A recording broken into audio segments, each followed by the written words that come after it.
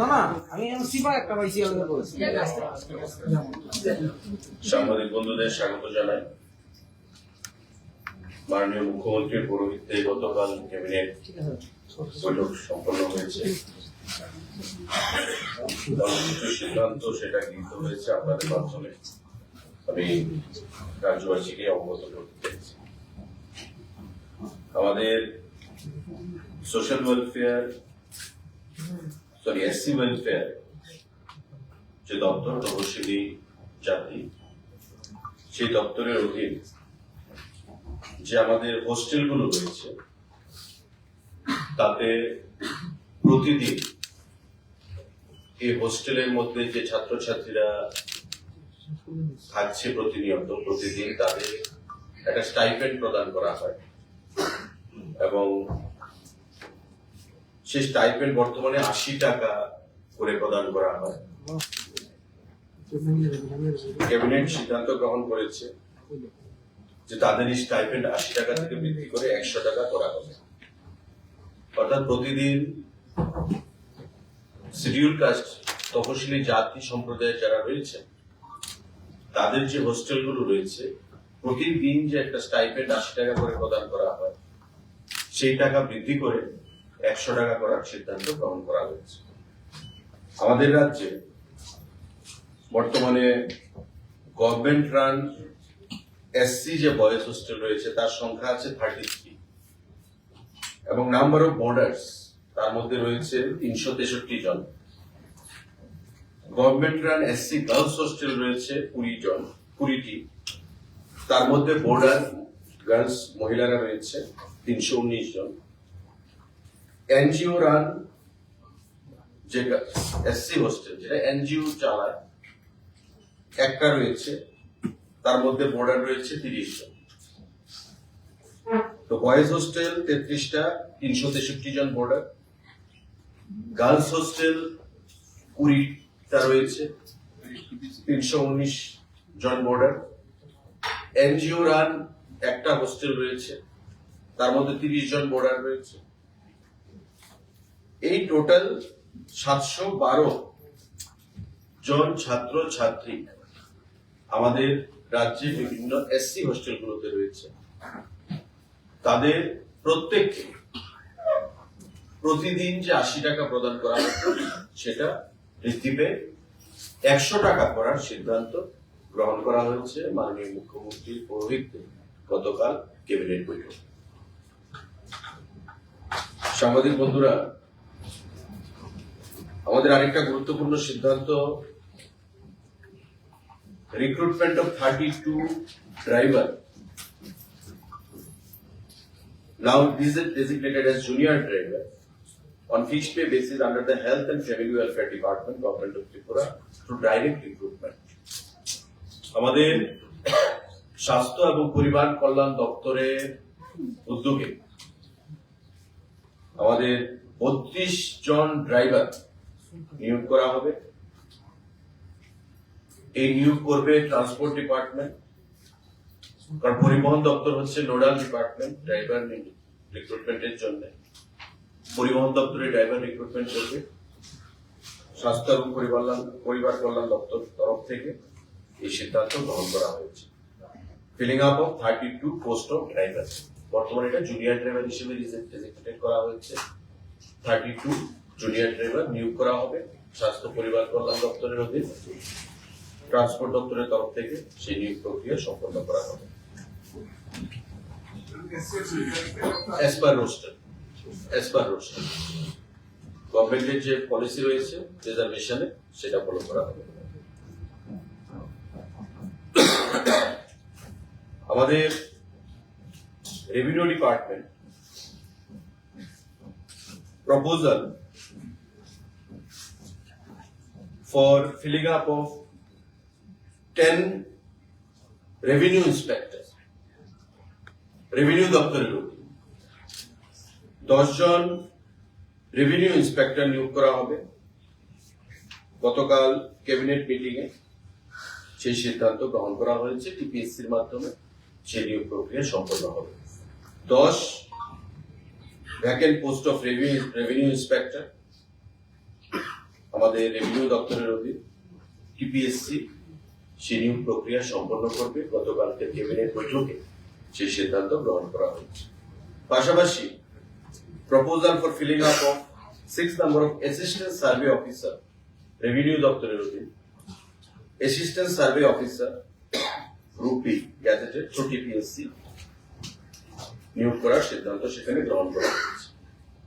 10 জন RI revenue inspector এবং 6 জন assistant survey officer সবটাই TPSC মাধ্যমে নিয়োগ প্রক্রিয়া সম্পন্ন হবে রেভিনিউ দপ্তরের অধীনে।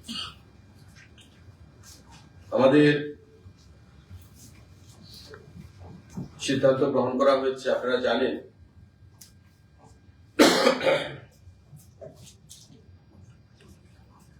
গত বছর সিদ্ধান্ত গ্রহণ করা হয়েছিল আমাদের বাজেটে যারা কম্পিটিটিভ এক্সাম দিতে চায়, লাইক আইএএস, আইপিএস, ইউপিএসসি যেগুলো কন্ডাক্ট করে থাকে, আমাদের SSC staff selection commission, CGL, আমাদের রেলওয়ে রিক্রুটমেন্ট বোর্ডসের আরআরবিস, ব্যাংকিং, আইবিপিএস যেটা আমরা বলি ব্যাংকিং এর personnel selection, IBPS, banking service recruitment যে বোর্ড, এই যে কম্পিটিটিভ এক্সাম গুলো সারা দেশব্যাপী সেগুলো সংগঠিত হয়ে থাকে। গত বাজেটে আমাদের সিদ্ধান্ত গ্রহণ করা হয়েছিল আমাদের বিভিন্ন জায়গায়, যেমন উদয়পুর, আগরতলা, আমবাসা, ওই সেন্টারগুলোতে কোচিং প্রদান করা হবে এবং যাতে রাজ্যের ছাত্ররা, অনেক সময় আমরা দেখি এই সমস্ত কম্পিটিটিভ এক্সাম গুলোর জন্য রাজ্যের বাইরে কলকাতা, কোটা, দিল্লি, ওই সমস্ত জায়গায় গিয়ে মোটা টাকা দিয়ে তারা ভর্তি হচ্ছে, কম্পিটিটিভ এক্সাম দিচ্ছে, অনেকে সফলতা পাচ্ছে আবার অনেকে পাচ্ছে না।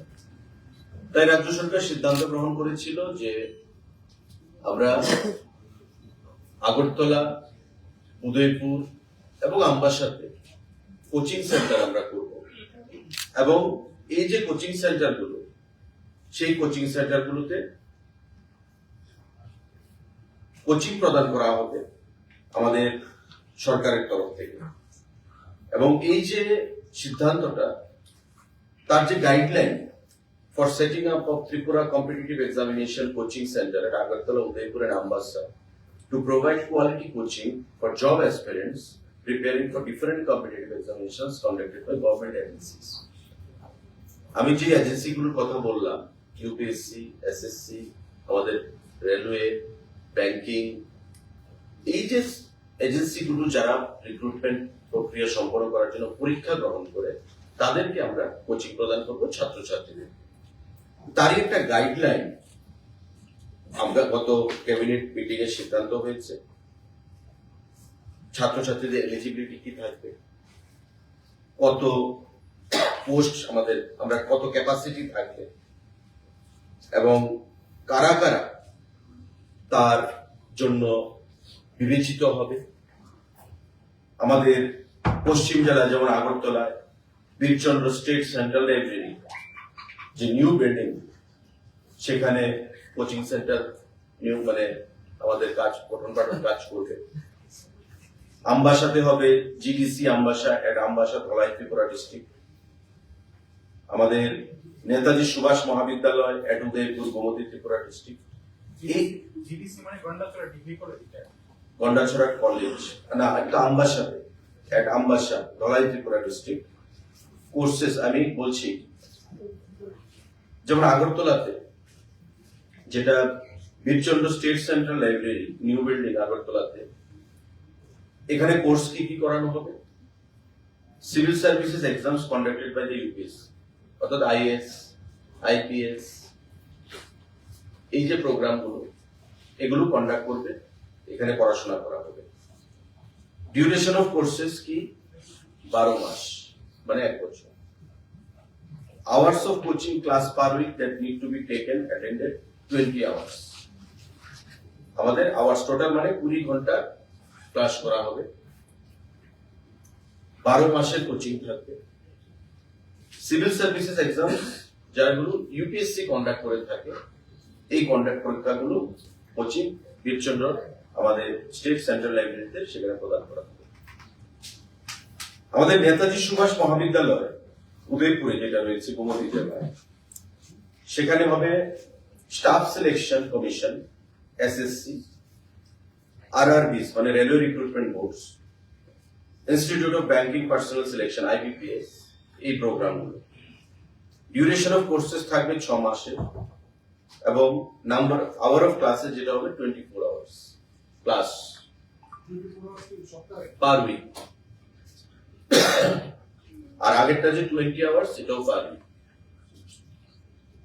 আমাদের আমবাসাতে জিডিসি, আমি নামটা আপনাদের জেনে বলবো, জিডিসি আমবাসা যে ধলাই, এখানেও হবে staff selection commission SSC, railway recruitment board, institute of banking personnel selection আর আইবিপিএস। অর্থাৎ আমবাসা এবং উদয়পুরে আমাদের সিভিল সার্ভিস গুলো হবে না। যারা সিভিল সার্ভিস করতে চায় তাদের আগরতলায় এসে বীরচন্দ্র স্টেট সেন্ট্রাল লাইব্রেরিতে পড়তে হবে, ইউপিএসসি কন্ডাক্ট করবে এগুলো। আর যারা staff selection SSC, railway recruitment boards এবং institute of banking personnel selection IBPS যারা দিতে চায় তাদেরকে আইদার উদয়পুরে অর আমবাসাতে সেখানে তাদেরকে গিয়ে ক্লাস করতে হবে। 6 মাসের কোর্স হবে এবং আমাদের 24 ঘন্টা পার উইক সেখানে ক্লাস সম্পন্ন হবে। এই 3টে সেন্টারে আমাদের কোচিং সেখানে সম্পন্ন হবে। Documents required to submit with application, আমাদের যে ডকুমেন্টস লাগবে, the following are the scanned documents of the beneficiaries to be enclosed at the time of applying. কি লাগবে? আমাদের 10th ক্লাসের অ্যাডমিট কার্ড এবং মার্কশিট এজ এজ প্রুফ, আমাদের 12th ক্লাসের মার্কশিট লাগবে, last academic qualification marksheet, permanent residence certificate PRTC লাগবে, passport size photograph লাগবে, কাস্ট সার্টিফিকেট লাগবে যদি এসসি এসটি বা রিজার্ভেশনের আওতায় আসে, আধার কার্ড অফ দ্য বেনিফিশিয়ারি। এই পেপারস গুলো সেখানে প্রদান করতে হবে ডিউরিং অ্যাপ্লিকেশন ফর্ম সাবমিশন। আমাদের যে সিলেকশন হবে, আমাদের eligibility criteria for the beneficiaries, এটা হবে ত্রিপুরা রাজ্যের বেনিফিশিয়ারি হতে হবে, অর্থাৎ ক্যান্ডিডেট ত্রিপুরা রাজ্যের হতে হবে। আমাদের গ্রাজুয়েশন থাকতে হবে, কারণ আপনারা জানেন যে এই এক্সাম গুলো দিতে গেলে মিনিমাম কোয়ালিফিকেশন যে ক্রাইটেরিয়া সেটা হচ্ছে গ্রাজুয়েশন। তার গ্রাজুয়েশন সার্টিফিকেট থাকতে হবে, ত্রিপুরা রাজ্যের বিআরটিসি তার থাকতে হবে, মানে ইনহেবিটেন্ট অফ ত্রিপুরা হতে হবে, এবং একটা স্ক্রিনিং হবে সরকারের তরফ থেকে, এটা হায়ার এডুকেশন ডিপার্টমেন্ট পরিচালনা করবে। একটা স্ক্রিনিং হবে এবং সম্পূর্ণভাবে মেরিট বেসিস তাদেরকে প্রভিশন দেওয়া হবে। এবং প্রত্যেকটা সেন্টারে আমাদের 100 জন করে সেখানে অ্যাসপিরেন্ট থাকতে পারবে। The number may increase or decrease depending upon the requirement. কিন্তু সিদ্ধান্ত যেটা হয়েছে যে প্রতিটা সেন্টারে 100 জন করে আমাদের ক্যান্ডিডেট আমরা নেব, অর্থাৎ 3টা সেন্টারে 300, ইউপিএসসি যারা দেবে এই সেন্টারে 100 আগরতলা সেন্টারে, এবং উদয়পুর এবং আমবাসা সেন্টারেও 100 করে যারা স্টাফ সিলেকশন বা আইবিপিএস বা ব্যাংকিং যে পরীক্ষাগুলো দেবে তাদেরকে 100 করে সেখানে কোটা প্রতিটা সেন্টারে থাকবে। এটা এমন নয় যে এটা ফিক্সড, এটা বাড়তেও পারে, এটা কমতেও পারে। আর সম্পূর্ণভাবে যে আমাদের সিলেকশন সেটা সম্পূর্ণভাবে মেরিট বেসিস। রাজ্য সরকারের তরফ থেকে সেটা সিদ্ধান্ত গ্রহণ করা হয়েছে গতকালকে ক্যাবিনেট মিটিং। আমাদের আরেকটা গুরুত্বপূর্ণ সিদ্ধান্ত, কেন্দ্রীয় সরকারের যে সোশ্যাল ওয়েলফেয়ার এন্ড সোশ্যাল জাস্টিসের যে দপ্তর, যেটা রাজ্য সরকারের অধীন রয়েছে, social welfare and social education department, সমাজ শিক্ষা এবং সমাজ কল্যাণ যে দপ্তর, সেখানে একটা নতুন স্কিম নারী আদালত। আমাদের রাজ্যে বা সারা দেশে এমনও জায়গা রয়েছে যখন নারীরা নির্যাতিত হয়, অনেক সময় তারা কোর্টে যেতেও ভয় পায় বা পঞ্চায়েতে বিচার চাইতে গিয়েও তারা ভয় পায়। মানে একটা সময় দেখা যায় যে নারীদের উপর যতই অত্যাচার হোক, বিচারের বাণী নিরালে নিভৃতে কাঁদে। তার থেকে আমরা যে ওমেন এম্পাওয়ারমেন্টের কথা বলি, এবং আপনারা জানেন যে ওমেন এম্পাওয়ারমেন্টকে আরো শক্তিশালী করার জন্য 33% রিজার্ভেশন আমরা ভারত সরকার সিদ্ধান্ত নিয়েছে, এবং আমাদের রাজ্যেও 3-tier পঞ্চায়েত সিস্টেমে 50% অধিক আমাদের রিজার্ভেশন রয়েছে, জেলা পরিষদ, পঞ্চায়েত সমিতি এবং গ্রাম পঞ্চায়েতে।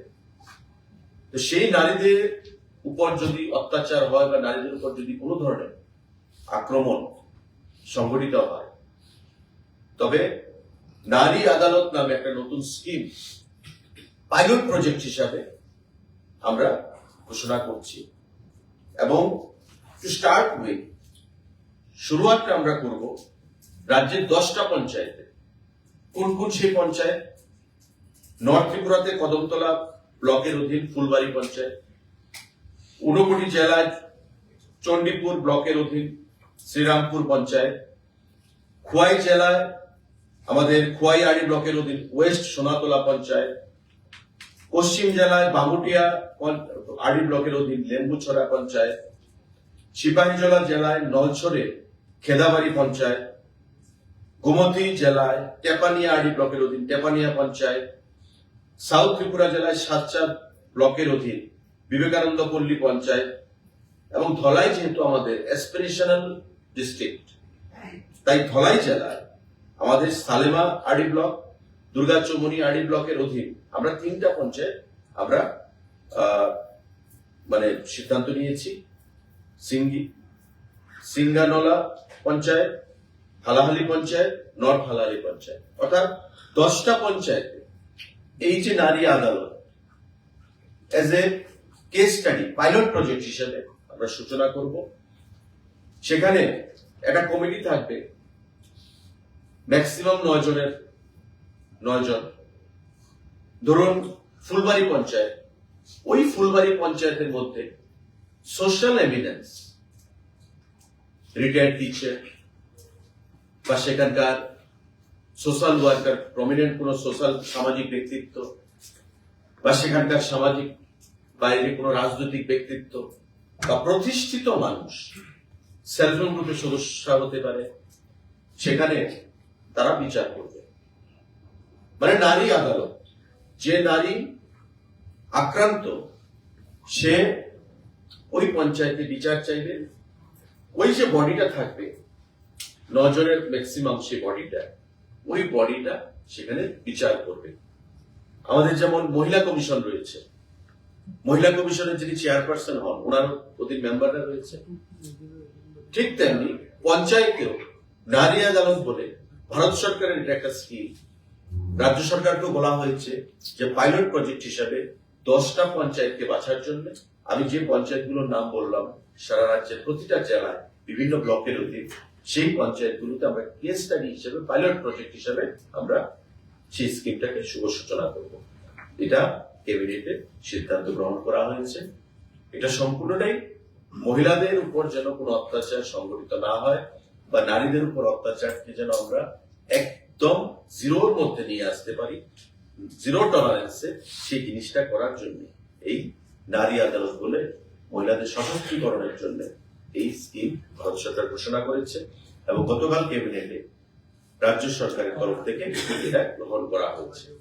আগামী দিনে দপ্তরের তরফ থেকে আরো কি নোমেনক্লেচার বা মোডাস অপারেন্ডি থাকবে, সেটা দপ্তরের থেকে সেটা সিদ্ধান্ত গ্রহণ করা হবে। বিচার প্রক্রিয়া এটা আমরা বলি যে গ্রামীণ সালিসি, যেটা আমরা বলি সে গ্রামীণ সালিসি সেটা সংগঠিত হবে। কারণ আমরা অনেক সময় কি দেখি যে panchayat is an elected body represented by few leaders from a particular political party। তো এখানে স্বাভাবিকভাবেই সালিসি যখন হয় তখন অনেকে বলে যে বায়াসনেস রয়েছে। তাই ভারত সরকার এটা করেছে যে যারা থাকবে তারা পলিটিক্যাল রিপ্রেজেন্টেটিভও থাকতে পারে, কিন্তু প্রেফারেবলি সোশ্যাল এভিডেন্স, যারা জুডিশিয়াল, যারা নিউট্রালিটি বজায় রাখবে এবং বিভিন্ন অ্যাঙ্গেল থেকে যারা গ্রামের প্রতিষ্ঠিত মানুষ, যাদের বিরুদ্ধে কেউ আঙুল তুলে কথা বলতে পারবে না যে তাকে কেন রাখা হয়েছে, ওই সমস্ত ব্যক্তিদেরকে সেখানে রাখা হবে এই সালিসিতে, এবং তারা বিচার করবে যাতে করে এই জিনিসগুলো আদালত বা পুলিশি ব্যবস্থাপনার মধ্যে বেশি না করা। গ্রামীণ মানুষের একদিকে মহিলাদের, অনেক সময় মহিলারা যখন নির্যাতিত হয় পুলিশের কাছে জবানবন্দি করতে বা কোর্টে যেতে ওরা একটু লজ্জা বোধ করে। তো সেই জিনিসটাকে মাথায় রেখে এই সিদ্ধান্ত গ্রহণ করেছে ভারত সরকার এবং গতকালকে ক্যাবিনেট সেটাকে গ্রহণ করেছে।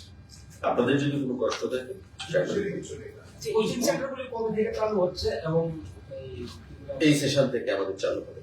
আমাদের রেজাল্ট আউটের পর যখন সেশনটা শুরু হবে তখন থেকে চালু হবে। আর কোচিং সেন্টার নিয়ে আমাদের একটা প্রশ্ন আছে। আমাদের স্টেট গভর্নমেন্ট তো বাইরে যাদের কোচিং নেয় আইএস আইপিএস তাদের আমরা একটা টাকা দেয় স্টেট গভর্নমেন্ট, ওইগুলি কি চালু থাকবে? আর এখানে রাজ্যে যাওয়া হয় এইগুলি বহন করবে? যে স্কিম তো চালু আছে বা যেগুলো দেওয়া হচ্ছে, কিন্তু বর্তমানে যেটা গত বাজেটে হয়তো আপনাদের মনে আছে, গত বাজেটে অর্থমন্ত্রী সেটা ঘোষণা করেছিলেন। তো সেটাই আমরা বাস্তবায়নের জন্য 3টে কোচিং সেন্টার আমরা করলাম। দোজ হু আর ইন্টারেস্টেড, যে বাইরে না গিয়ে আমরা করতে চাই, আমরা সেখানে করব। কোচিং ফি লাগবে? একটা প্রসেস সেখানে থাকবে এবং বিনামূল্যে সেটা ইয়ে করা হবে। স্যার আমার দুটো উদয়পুরের আগরতলার যারা এসএসসি পরীক্ষা বা আবার কি দেবে আগরতলার স্টুডেন্ট করে সে কোচিং নেবে, তাহলে উদয়পুর যেতে হবে। উদয়পুর আবাসন। স্যার দুইটা প্রশ্ন ছিল। যারা প্রতিনিয়ত আন্দোলন করছে, যারা বেকার যুবক-যুবতীরা, একটা আছে ট্যাগ আর একটা হচ্ছে পুলিশের এক্সিকিউটিভ পদে, তাদের জন্য কি কোনো রকম এখানে আলোচনা হয়েছে ক্যাবিনেটে তাদের নিয়োগের ব্যাপারে? আরেকটা প্রশ্ন, প্রতিদিন দুই আগে আপনি বাংলাদেশের হাই কমিশনের সাথে আপনি দেখা করেছেন, ত্রিপুরার যে রেল যোগাযোগটা এটা কবে নাগাদ কলকাতা থেকে বাংলাদেশের কবে থেকে শুরু হবে, এরকম কোন প্রস্তাব এসেছে? দেখুন, বাংলাদেশের অ্যাসিস্ট্যান্ট হাই কমিশনার গতকাল আমার অফিসে এসেছিলেন, অ্যাপয়েন্টমেন্ট নিয়ে এসেছিলেন, এবং এটা সৌজন্যমূলক সাক্ষাৎকার বলতে পারবে। বিভিন্ন বিষয় আলোচনায় উঠে এসছে এবং আমরা যেমন আশাবাদী, উনিও আশাবাদী। উনি বাংলাদেশ সরকারের প্রতিনিধি ত্রিপুরা রাজ্যে, পরিষ্কার ভাষায় উনি আশা ব্যক্ত করেছেন যে আগামী দিনে আমাদের ভারত বাংলার যে মৈত্রী, ভারত সরকার, আমাদের প্রধানমন্ত্রী, আমাদের মুখ্যমন্ত্রী, আমরা যেটা চাইছি যে দ্বিপাক্ষিক সম্পর্ককে আরো উন্নত করতে, ব্যবসা বাণিজ্য সংস্কৃতি আদান প্রদানের মাধ্যমে, উনিও সেই জিনিসটাতে জোর দিয়েছেন। রেলের বিষয়টা দুদেশের সরকারের উপর নির্ভর করবে। মাত্র সরকার গঠন হয়েছে, বিগত 4-5 দিন আগে সরকারের শপথ গ্রহণ অনুষ্ঠানও হয়েছে। তো স্বাভাবিকভাবেই সরকারের এখন প্রায়োরিটি থাকবে যে বিগত সরকারের যে উন্নয়নমূলক কাজগুলো আছে সেটাকে ত্বরান্বিত করে সামনের দিকে এগিয়ে নিয়ে যাওয়া, এবং ভারতবর্ষের সরকার আমরা সেই জিনিসটাই চাইছি। স্বাভাবিকভাবে সময়ের উপর আমাদের নির্ভর করতে হবে। আমরা আশাবাদী যে নতুন সরকার বাংলাদেশের ভারত সরকারের সঙ্গে সৌহার্দ্যপূর্ণ পরিবেশে কাজ করবে এবং দুদেশের সম্পর্ক যেটা বিগত দিনে ছিল, একটা ব্যবসা বাণিজ্য, বৈদেশিক পররাষ্ট্র নীতি, সমস্ত দিক থেকে সেই দিকটাকে আমরা পুনরায় ফিরে যেতে পারবো বা তার থেকে আরো ভালো হবে, বেটার হবে। আপনার যে প্রথম প্রশ্নটা টেট এবং স্পেশাল এক্সিকিউটিভ, সেটা সঠিক সময় এটা আমার এখতিয়ারে নয়, মাননীয় মুখ্যমন্ত্রীর এখতিয়ারে রয়েছে, এবং আমরা চাই যে প্রতিটা চাকরি যে আমরা প্রদান করব সেটা যেন সুরক্ষিত থাকে, প্রোটেক্টেড থাকে, ভবিষ্যতে যেন কোনো আইনি গ্যারাকলের মধ্যে কোনো চাকরিজীবীকে পড়তে না হয়। ত্রিপুরা রাজ্যে বিগত দিনে আমরা দেখেছি 10,323, বিগত দিনে আমরা দেখেছি অনেক কেস হাইকোর্ট, সুপ্রিম কোর্ট পর্যন্ত গড়িয়েছে। এতে করে যারা জব সিকার, যারা অ্যাসপারেন্ট, তাদের তো কোনো ভুল ছিল না বা দোষ ছিল না, সরকারের দোষ ছিল বিগত দিনে, বিগত সরকারের সময়। তাই সেই জিনিসগুলো যেন পুনরাবৃত্তি না, আইনি যে দিকগুলো রয়েছে, টেকনিক্যাল যে ক্লস রয়েছে, সেগুলো দূর করে আমরা চাকরি প্রদান বিগত দিনে করেছি এবং মাননীয় মুখ্যমন্ত্রীও চাইছেন এইগুলিও যেন আইনি যে দিকগুলো সেগুলো নজর রেখে যেন আমরা প্রদান করতে পারি। তো যখন আমরা চাকরি প্রদান করব এই চাকরিগুলো যেন কোনো সময় হারাতে না হয়, খোয়াতে না হয় এই জব সিকারদেরকে, অ্যাসপিরেন্টদেরকে, সেগুলো মাথায় রেখেই প্রদান করা হয়। ত্রিপুরাতে যে কোচিং সেন্টার চালু করা হচ্ছে, এটা কি প্রথমবার হচ্ছে এরকম ব্যবস্থাপনাটা মানে সরকারি উদ্যোগে? এবং আরেকটা প্রশ্ন হচ্ছে ওই যে গ্রামীণ স্তরের মহিলাদের সংক্রান্ত যে কমিটি, এটা এই বডিটা কিভাবে তৈরি করা হবে, মানে এখানে মহিলাদের অংশগ্রহণ কেমন থাকবে? এটা সোশ্যাল ওয়েলফেয়ার দপ্তর থেকে জাস্ট গতকাল সিদ্ধান্ত গ্রহণ করা হয়েছে। এখন একটা নোমেনক্লেচার তারা তৈরি করবে, কিভাবে তারা সেটা তৈরি করবে আপনার সোশ্যাল ওয়েলফেয়ার দপ্তর থেকে সেটা পরিষ্কার করবে, যখন এটা ইমপ্লিমেন্টেশন হবে। আর কোচিং সেন্টার যেটা, এটা তো আমাদের প্রথমবার, গতবার বাজেটে আমাদের ঘোষণা ছিল যে আমরা করবো এই অর্থ বছরে এখনো শেষ হয়নি, চলছে। এই অর্থ বছর থেকে এটা আমরা সিদ্ধান্ত গ্রহণ করা হবে। এবং আমি মনে করি যে ত্রিপুরা রাজ্যের একটা বিশাল সংখ্যার ছেলে মেয়েরা কোটাতে যায় বা বাইরে পড়াশোনা করছে এই অল ইন্ডিয়া বেসিস সার্ভিসের চাকরিগুলো পাওয়ার জন্য, তাদের জন্য যারা ফিনান্সিয়ালি একটু ব্যাকওয়ার্ড ক্লাসে রয়েছে তাদের জন্য অনেকটাই সুবিধা হবে। বাজেট সেশন কবে থেকে শুরু হবে?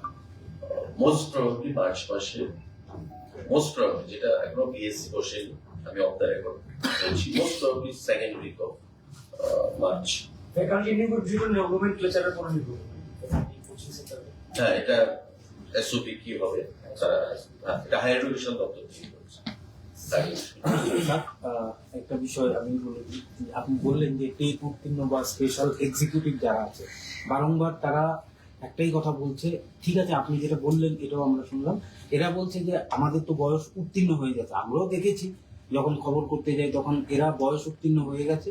তাদের উদ্দেশ্যে আপনি কি বলবেন যে আমরা বয়স উত্তীর্ণ হলে তো আর চাকরি হবে না, তাহলে আমরা অন্যদিকেও কোথাও না কোথাও অন্যদিকে ট্রাই করলাম। তারা বারংবার এইটা সংবাদ মাধ্যমে বলে থাকে, আপনি কি বলবেন? দেখুন, আমি আগেই বলেছি এটা আমার দপ্তরের এখতিয়ার নয়। আমি আজকে ক্যাবিনেট ব্রিফিং এর জন্য এসেছি, ঠিক আছে? আর এই বিষয় নিয়ে এডুকেশন দপ্তর ভালো বলতে পারে, মানে মুখ্যমন্ত্রীর এখতিয়ার রয়েছে বিষয়গুলো। তারপর আমি বলছি যে সমস্ত জিনিসই আমাদের সরকার যখন চাকরি প্রদান করবে তারা আইনি সমস্ত বিষয় দেখে পুঙ্খানুপুঙ্খ ভাবে চাকরি প্রদান করবে। এবং প্রতিটি ক্ষেত্রে টেট বলুন, স্পেশাল এক্সিকিউটিভ বলুন, টিপিএসসি বলুন, কোনো অবস্থাতে যেন চাকরি খোয়াতে না হয়, কেস যেন না হয়, সেই বিষয়গুলো দেখে চাকরি প্রদান করছে। নিশ্চয়ই জটিলতা রয়েছে, সেই জটিলতাগুলো নিরসনের জন্য চেষ্টা চলছে। এখন বয়স তো দেখুন কারোর জন্য আটকে থাকবে না, এই জিনিসগুলো আমাদের বুঝতে হবে। বয়স কারোর জন্য আটকে থাকবে না। আবার আমাদের সিস্টেমে আমাদের চাকরির যে বয়স সীমা, সে বয়স সীমাটা কার্যকর করে রাখা হয়েছে। জেনারেলের জন্য 40, এসসি এসটির জন্য 45। তো সেই জিনিসটা মাথায় রাখতে হবে। সমস্ত কিছু বিচার করেই সরকার সিদ্ধান্ত নেবে, দপ্তর সিদ্ধান্ত নেবে। গুয়াহাটির সঙ্গে আগরতলার ইন্টারসিটি ট্রেন নিয়ে কোনো পরিকল্পনা বা আগামী মাসে কি বাড়তে পারে সেটা ট্রেন কানেকশন? আমরা দাবি করেছি মাননীয় রেলমন্ত্রী মুখ্যমন্ত্রীও করেছেন, আমিও পরিবহন মন্ত্রী হিসেবে দপ্তরের সঙ্গে আলোচনা করেছি, মন্ত্রীর সঙ্গে চিঠি দিয়েছি। এগুলো সিদ্ধান্ত গ্রহণ হবে নিশ্চয়ই, কারণ বিগত দিনে এমন সিদ্ধান্ত রেল দপ্তর গ্রহণ করেছে ভারত সরকারের, যেগুলো আমরা কখনো আশাও করতে পারি। আমরা না চাইতেও অনেক কিছু সিদ্ধান্ত তারা প্রদান করেছে। তো আমরা আশা করবো যে আগামী দিনে আমাদের যে দাবি সেগুলোকে মান্যতা দিয়ে রেল দপ্তর সিদ্ধান্ত গ্রহণ করবে। এই রুটে বন্দে ভারতের কোনো ডেভেলপমেন্ট আছে? অ্যাকচুয়ালি ত্রিপুরার যে জিওগ্রাফিক্যাল লোকেশন এবং বন্দে ভারতের যে আপনাদের যে স্পিড, সেটা ত্রিপুরার সয়েল কন্ডিশন, সার্ভের উপর সেটা ডিপেন্ড করবে। তো আমাকে ভার্বেলি যেটা রেলমন্ত্রী বলেছিলেন একবার ডিসকাশনের সময়, যে ত্রিপুরার যে সয়েল কন্ডিশন দেশের অন্যান্য রাজ্যের সয়েল কন্ডিশনের মতো নয়, আর বন্দে ভারতের যে স্পিড সেটা অত্যধিক বেশি। তো আগামী দিনে একটা প্রস্তাব মাননীয় মুখ্যমন্ত্রী পেশ করেছেন, তো ওদের কনসিডারেশনে রয়েছে। আমরা আশা করি আগামী দিনে বন্দে ভারত করে থেকে আমরা চালু করতে পারি। কিন্তু ওই কিছুদিন আগে যেহেতু ফরেস্ট এরিয়া দিয়ে আমাদের যেতে হয়, একটা হাতির মৃত্যু ঘটনা ঘটেছিল, তো অটোমেটিকলি রেল দপ্তরের উপর একটা সেখানে কেস মানে ঢুকে দেওয়া হয়েছিল ফরেস্ট দপ্তর থেকে। সেই জিনিসগুলো রেল দপ্তরের মাথায় রয়েছে, চিন্তাধীন রয়েছে। সমস্ত কিছু বিচার করেই তারা আগামী দিনে সিদ্ধান্ত গ্রহণ করবে। তো মাননীয় মুখ্যমন্ত্রীও এই মাননীয় রেল মন্ত্রকের কাছে, রেলমন্ত্রীর সঙ্গে দিল্লিতে কথা বলেছেন বন্দে ভারত নিয়ে। আমিও কথা বলেছি বন্দে ভারত নিয়ে, যাতে আগামী দিনে চালু করা যায়। তো আমরা আশাবাদী যে সেদিন দূর নয় যে ত্রিপুরা রাজ্য থেকে, আগরতলা থেকে বন্দে ভারতের ফ্যাসিলিটি বা পরিষেবা রাজ্যে মানুষ পাবে। স্যার কন্ডিশনে বন্দে ভারত কি না না, সেটা সার্ভে আমি এটা বলেছি যে তারা গভর্নমেন্ট অফ ইন্ডিয়া নেগেটিভ বলে যে soil condition not conducive or applicable, মানে অ্যাপ্রোপ্রিয়েট, এটা বলেছে যে সয়েল কন্ডিশনটা টেস্ট করতে হবে, তার জন্য সার্ভে হবে। বন্দে ভারতের স্পিড সমস্ত কিছু আমাদের মানে যে ফরেস্টের উপর দিয়ে যাচ্ছে, হাতির বিভিন্ন সমস্যা রয়েছে, ফরেস্টের বিভিন্ন সমস্যা রয়েছে, সমস্ত কিছুগুলো তারা একটা সার্ভে করে তারপরে সেই সিদ্ধান্ত তারা গ্রহণ করে। সার্ভে হবে আবার সার্ভে হবে, সার্ভে হয়ে তারপর সেটা, কারণ প্রতিটা রেল ট্রেক যখন আমি আপনাকে বলি, যেমন সাবরুম পর্যন্ত রেল সার্ভিস পরিষেবা আমাদের হয়ে গেছে, বিগত দিনে ছিল না। এই যে সাবরুম পর্যন্ত যে গেছে সেটা আগে সার্ভে হবে।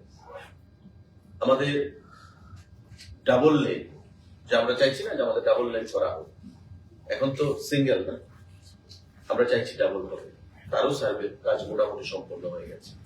তো সমস্ত কাজ যখন হবে তার আগে আমরা যেমন ডিপিআর প্রজেক্ট করার আগে ডিপিআর করতে হয়, কনসেপ্ট নোট দিতে হয়, তারপর অ্যাডমিনিস্ট্রেটিভ অ্যাপ্রুভাল আসবে, তারপর স্যাংশন আসবে, তারপর আপনি টেন্ডার করবেন, কাজ শুরু হবে।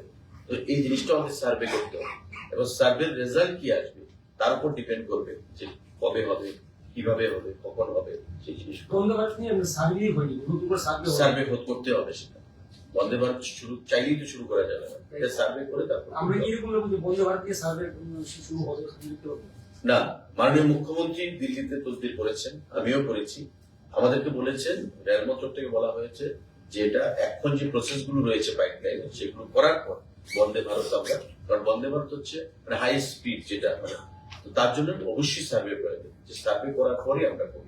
কিন্তু সার্ভের জন্য এখনো গভর্নমেন্ট অফ ইন্ডিয়া ক্লিয়ারেন্স দেয়নি, যখন দেবে নিশ্চয়ই আপনারা আগের প্রসেসগুলো শেষ করে থাকবেন। আচ্ছা, আপনি রেলমন্ত্রীর কাছে এই অনুরোধ জানিয়েছিলেন আরো কয়েকটা জায়গায় রেল কানেক্টিভিটি না, এখন পর্যন্ত কোনো সিদ্ধান্ত আছে আপনারা জানবেন, ফার্স্ট অফ অল তো আপনাদের মাধ্যমেই আমরা জানবো। আপনি কিছুদিন আগে এয়ারপোর্ট অথরিটি অফিসিয়ালস তাদের সঙ্গে দেখা করেছেন, মাননীয় মুখ্যমন্ত্রীর সঙ্গে দেখা করেছেন। কৈলাসহরের যে এয়ারপোর্ট আছে, আগামী কতদিন ধরে নিতে পারে সেটা হোপফুলি যে রাজ্যবাসীর জন্য? দেখুন, স্ট্র্যাটেজিক্যালি কৈলাসহর এয়ারপোর্ট আমাদের কাছে খুবই গুরুত্বপূর্ণ স্ট্র্যাটেজিক্যালি, এবং মাননীয় মুখ্যমন্ত্রীও দিল্লিতে কথা বলেছেন, আমিও কথা বলেছি। ইতিমধ্যে দুবার সার্ভের জন্য টিমও এসছে, তারা করেছে। এখন আমাদেরকে যেটা বলা হচ্ছে যে 19 সিটারের বিমান পরিষেবা চালু করার জন্য 19 সিটার।